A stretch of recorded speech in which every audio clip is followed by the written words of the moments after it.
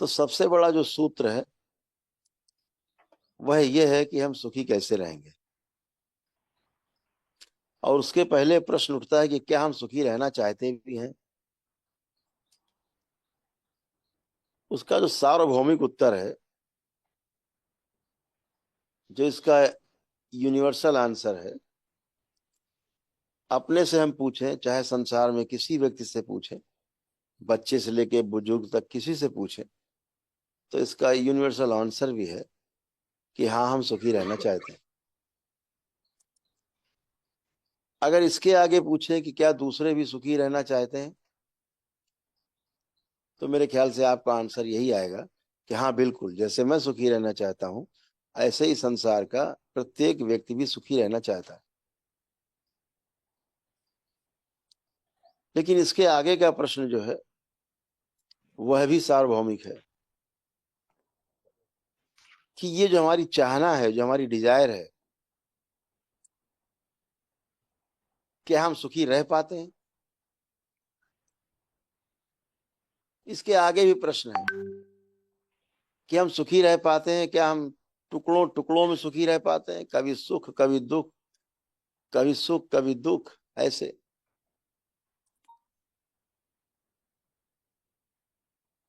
तो ये सुख और दुख की जो परंपरा है, जो हमारे कुछ महापुरुषों ने कहा कि भाई सुख और दुख आते ही जाते रहते, इस संसार में सुख और दुख नाम की कोई वस्तु है नहीं। दरबार के देखे, दरबार के देखे, अगर कोई वस्तु है तो उसे हम समझदारी का नाम देते हैं,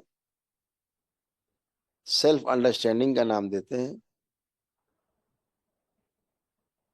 और यह समझदारी जब विकसित हो जाती है तो हम सुख और दुख दोनों से परे हो जाते हैं।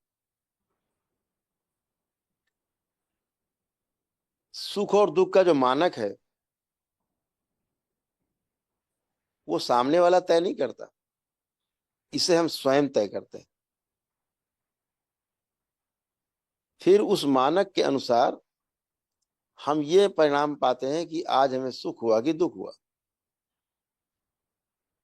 अगर हमारे पास इसका कोई मानक ना हो तो सुख और दुख का पता नहीं लगता। तो ये मानक बनाया किसने है? यह मानक जो है ये हम सबकी स्वयं की रचना है, जिसके आधार पर हम सुख और दुख को आकलन करते रहते हैं। जैसे आपके पास मोटरसाइकिल है, आपके लिए सुख है।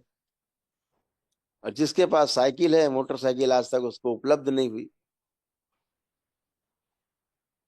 उसके लिए बहुत बड़ा उसका जो है गोल है, बहुत बड़ा सुख है। और मोटरसाइकिल अब आपका दुख बन गई है, क्योंकि पड़ोसी आपका कार ले आया है। तो अब आपकी जो कार बगल में आ गई है पड़ोस में, वो आपके दुख का कारण बन गई, क्योंकि आपने तो मानक बना रखा है कि कार हो तो वो ज्यादा बड़ा है। अभी जिसके पास साइकिल है, मोटरसाइकिल नहीं, उसने मानक बना रखा है जिसके पास मोटरसाइकिल है वो ज्यादा बड़ा है।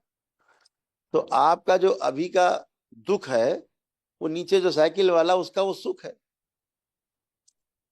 जिसके पास कार है वो बड़ी कार चाहता है कि 2-3 करोड़ की, 5 करोड़ की कार आए, रोल्स आ जाए 10 करोड़ की।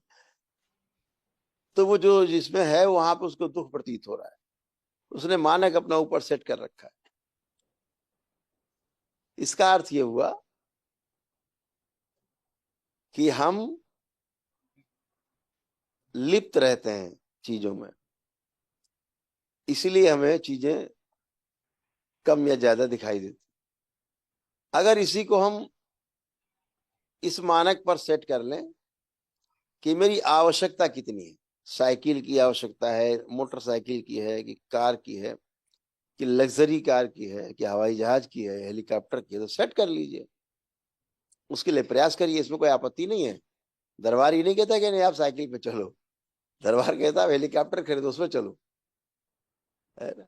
लेकिन एक मानक सेट हो जाए कि हेलीकॉप्टर के बाद ये ना हो कि नहीं साहब वो वाला हेलीकॉप्टर ले लिया, हेलीकॉप्टर खरीद लिया मान लीजिए आपने, फिर नहीं साहब वो वाला हेलीकॉप्टर ज्यादा अच्छा है जो 3 इंजन है, वो पुतिन चलते हैं, वो वाला मिल जाए। तो ऐसे करके हम अपने मानक को जब डिस्टर्ब करते हैं तो आप डिस्टर्ब रहते हैं। अगर हम अपनी आवश्यकताओं को समझ लें, आवश्यकताओं के अनुसार उन वस्तुओं के लिए हम प्रयास करें, वो मिल जाए तो संतुष्टि है। लेकिन समस्या यहां है कि जब वो चीजें मिल जाती हैं उसके बाद भी हमें संतुष्टि नहीं होती, उसके लिए हम आगे भागते हैं।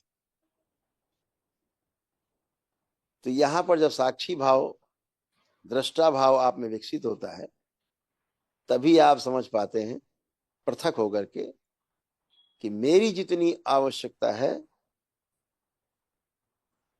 मेरे पास मेरी आवश्यकताओं से अधिक है। जिस दिन ये भाव आ जाता है, इस भाव का नाम है समृद्धि, प्रॉस्पेरिटी। समृद्धि उसको नहीं कहते कि मेरे पास इतना हो जाए कि गिनती ना कर पाए, इतना हो जाए कि हमारी सैकड़ों पुस्तक खाती रहे तब भी ना खत्म हो। ये दरिद्रता है, एकदम दरिद्रता है, ये दरिद्रपन है। इस देश के बड़े बड़े पूंजीपति, सो कॉल्ड सबसे बड़े पूंजीपति, अगर उनसे पूछिए कि भैया मेरे पास 5,000 करोड़ रुपया है, क्या लोगे? वो कहेंगे तुरंत दे दो, जल्दी लाओ। दरिद्र हैं, उनको कमी महसूस होती है। अमीर वो है, समृद्ध वो है जो देख लेता है कि मेरे पास मेरी आवश्यकता से अधिक है। जब ये भाव आता है कि मेरे पास मेरी आवश्यकता से अधिक है, ये भाव समृद्धि का है। और समृद्धि का एक भाव वह भी है कि मेरे पास भले ही मेरी आवश्यकता से कम हो, लेकिन अपने अंदर ऐसा दृढ़ विश्वास है कि जब चाहूंगा तब पूरा कर लूंगा, ऐसा मेरा पुरुषार्थ है। तो ये भाव भी समृद्धि का है। जैसे भले ही मेरे पास कार ना हो, हम मोटरसाइकिल पे चलते हैं, तो भाव ये है कि अरे जब चाहूंगा तब कार ले लूंगा, कोई दिक्कत नहीं। ये भाव भी समृद्धि का है। तो हमें सुखी भी होना है, तो सुख सुख क्या है? सबसे पहले सुख, तो मैंने आपको बताया, जब आप मानक अपने सेट कर लेते हैं तो उन मानक के आधार पे आप जांचते हैं, तो आपको सुख और दुख नजर आता है। जैसे आप बाहर से घर पहुंचे, तो आप सोचते हैं घर पहुंचेंगे तो बढ़िया एयर कंडीशन कमरे में अपने जाएंगे, थोड़ा सा आराम करेंगे। घर पहुंचे बोले बत्ती चली गई, बोले जनरेटर भी खराब है। अब आपको दुख लगने लगेगा, अब आप पैर पटकने लगेंगे, अरे क्या तमाशा है। आपने पहले से अपेक्षा की हुई है, एक मानक सेट किया हुआ है। जब आपको नहीं मिलता तो आपको दुख लगता है। अपेक्षा। तो सबसे बड़ी जो वस्तु है वो सुख है, यह निर्विवाद है। लेकिन सुख है क्या? सुख की परिभाषा क्या है? सुख की क्या परिभाषा हुई? अभी कोई सुख की परिभाषा नहीं समझता। मेरे अनुकूल परिस्थितियां नहीं है, मेरे अनुकूल स्थिति परिस्थिति नहीं है, उसे हम दुख मान लेते हैं। और मेरे अनुकूल मानक के अनुसार जो है सुख और दुख का पैमाना जो मैंने सेट कर रखा है, मेरे मानक के अनुसार अगर सब है, स्थितियां परिस्थितियां मेरे अनुकूल हैं, तो उसे सुख मान लेते हैं। जबकि ये अनुभूति मात्र है, ये सुख नहीं है। सुख कहा गया निरंतर सुख, कंटिन्यू हैप्पीनेस, लगातार सुख। जहां सुखी सुख है, सुख कहाँ है? जहां हम साक्षी भाव में होते हैं, दृष्टा भाव में होते हैं, जब हम लिप्त नहीं होते किन्हीं चीजों में। और यह शक्ति आपको प्रदान करते हैं केवल और केवल शिव। यह शक्ति शिव के पास है कि आपको इन चीजों से दृष्टा भाव में रखते हुए और आपको तमाम चीजों से दृष्टि आपकी खुली रखते हुए सही और गलत क्या है इसका भाव हमेशा आपको बना रहे।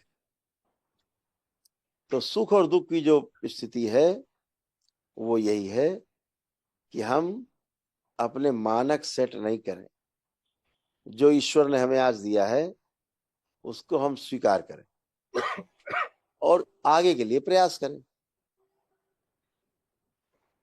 जो मुझे लगता है कि नहीं अभी और होना चाहिए तो बिल्कुल चाहिए, उसके लिए प्रयास करना है।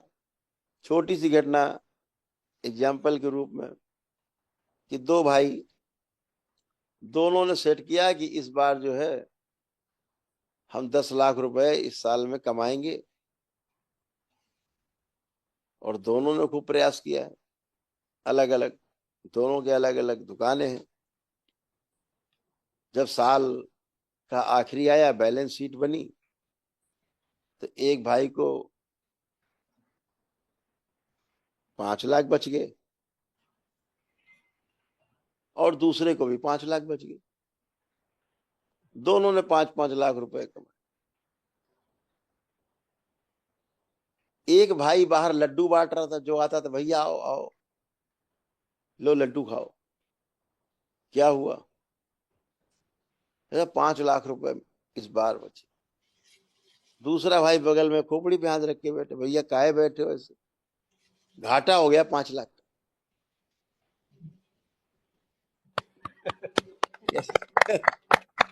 मानक सेट कर रखा। एक घाटा समझ रहा है 5 लाख का हो गया, दूसरा भाई मुनाफा समझ रहा है कि 5 लाख का हो गया। दोनों ने 5-5 लाख रुपए पैदा किए हैं बराबर, लेकिन दोनों के मानक अलग अलग। तो सुख प्राप्त करने के लिए, सुखी रहने के लिए दृष्टा भाव में जीने की आवश्यकता है। जब भी कभी लगे हम कष्ट में हैं, तुरंत दृष्टा भाव में आइए और अपने को पृथक करके अपने को देखिए। संसार को अपने से पृथक करके देखिए, लोगों को देखिए, अपने से नीचे देखिए कैसे जी रहे हैं। दोनों को देखना है, अपने से नीचे वालों को भी देखना है और अपने से ऊपर वालों को भी देखना है।